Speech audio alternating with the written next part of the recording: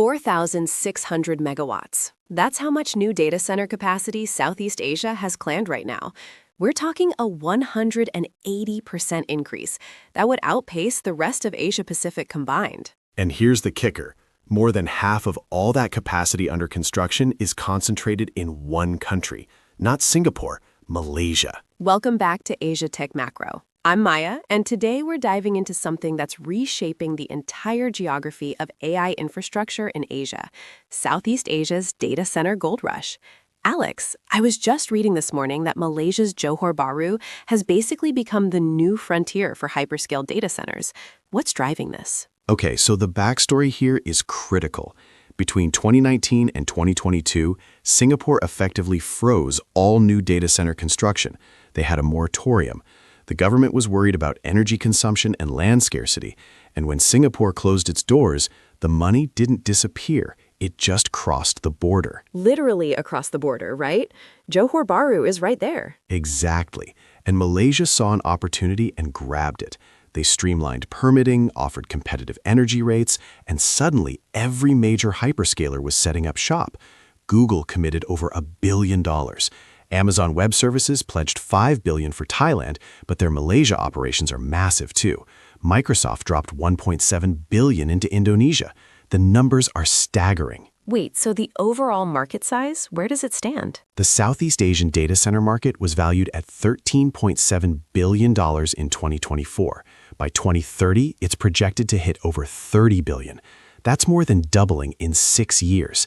And the growth rate at 180% for new capacity is faster than the 120% projected for the rest of Asia-Pacific. That's incredible. But I keep hearing about problems, water shortages, electricity grid strain. Is this sustainable? And that's exactly the right question, because here's what nobody wants to talk about. Rapid data center construction has already pushed Malaysia's electricity and water systems to their breaking point. Johor and Selangor have experienced water-related shortages that forced state authorities to literally slow down approvals. You have a situation where the infrastructure build-out is outrunning the basic utilities needed to support it. So Malaysia is essentially betting the house on becoming Southeast Asia's AI backbone, but the foundation might not be strong enough? That's a fair characterization. The Asia Society published a report calling it Malaysia's gamble, turning data centers into industrial power. The upside is enormous. Data centers bring jobs, foreign investment, technology transfer, but the downside is you're importing an insane amount of energy demand into a grid that wasn't designed for it. And this connects to a bigger picture, right? This isn't just about Malaysia. Not at all. Look at the broader landscape. Singapore lifted its moratorium and is now aggressively re-entering the game. Bridge Data Centers just announced major investments to strengthen Singapore's position as Asia-Pacific's leading AI hub. Thailand has Google and AWS building out infrastructure. Vietnam has a planned $1 billion AI data center partnership with G42. Indonesia is leveraging its massive domestic market. The Philippines is getting attention too. So every country in ASEAN is basically in a race to become the AI infrastructure hub. Right. And here's what makes this different from previous tech booms in the region. This isn't about consumer apps or e-commerce anymore. This is heavy industrial infrastructure. We're talking about power plants, water treatment facilities, fiber optic networks. The capital intensity is on a completely different level. The ripple effects must be enormous. Who benefits beyond the tech companies themselves? Think about it. Real estate developers in Johor Bahru are seeing land prices surge. Construction companies across the region are booked solid. Power generation companies, especially those with renewable energy capacity, are suddenly the most popular partners in town. And then there's the talent side. You need engineers, technicians, security specialists. Vietnam's government has set a target of establishing at least 100 chip design firms, a fabrication plant, and 10 packaging and testing facilities by 2030. That's not just data centers, that's building an entire ecosystem. And on the flip side, who's at risk? The countries that can't solve the energy equation fast enough. If Malaysia hits a wall on power supply, those data centers could face brownouts or worse. Companies might start relocating to countries with more reliable grids. Singapore's bet on green data centers using innovative tooling technologies and renewable energy could actually give it a long-term advantage, even though it's more expensive upfront. That reminds me of what happened with the crypto mining boom.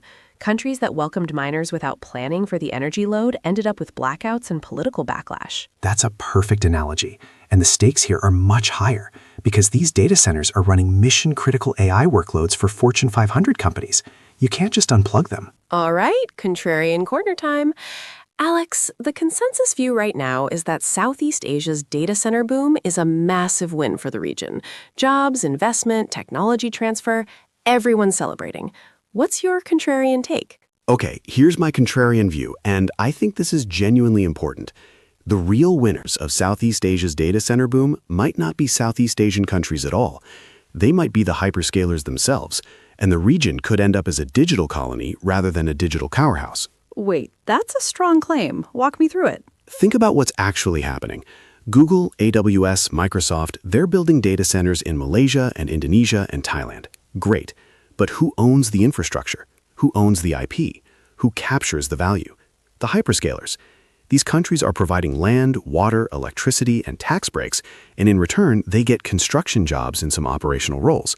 But the high-value AI development, the model training, the algorithmic innovation, that stays in Silicon Valley or Beijing. Okay, but devil's advocate here. Isn't that still better than nothing?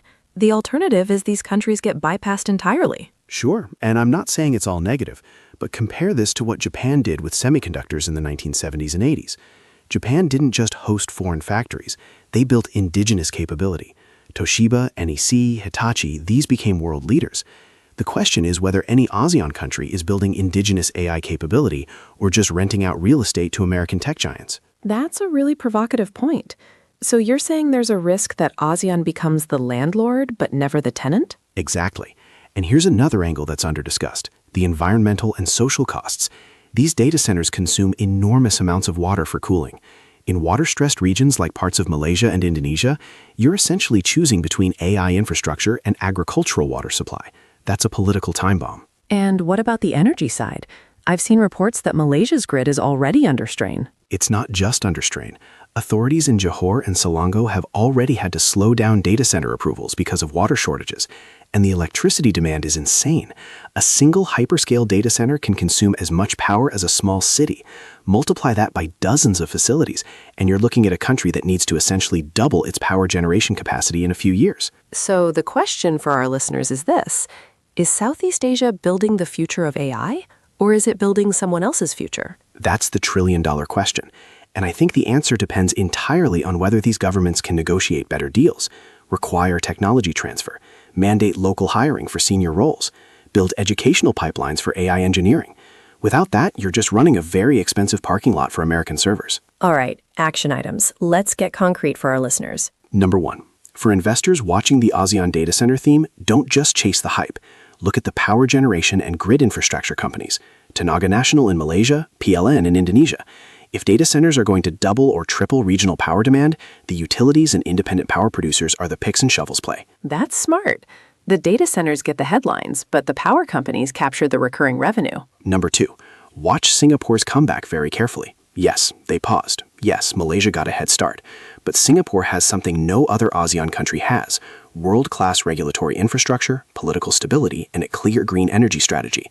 Bridge Data Center's latest investment announcement signals that smart money is betting on Singapore for the premium, high-reliability tier of AI infrastructure. And for tech professionals in the region? Number 3, if you're a tech professional in Southeast Asia, this is your moment.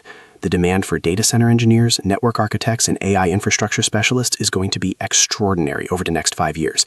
Vietnam alone is targeting 100 chip design firms by 2030. Get the certifications now.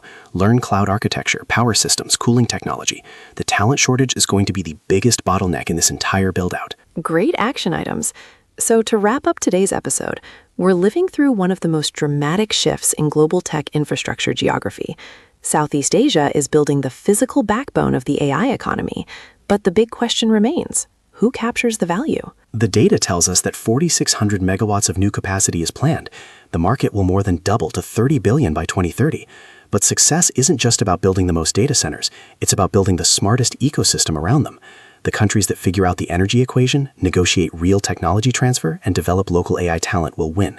Everyone else will just be landlords. Coming up next, we're going to dig into the SoftBank and OpenAI joint venture in Japan, Crystal Intelligence, and what it means for enterprise AI adoption across Asia. Is Japan about to become the first country to go all in on AI-powered corporate management? Stay data-driven. Bye.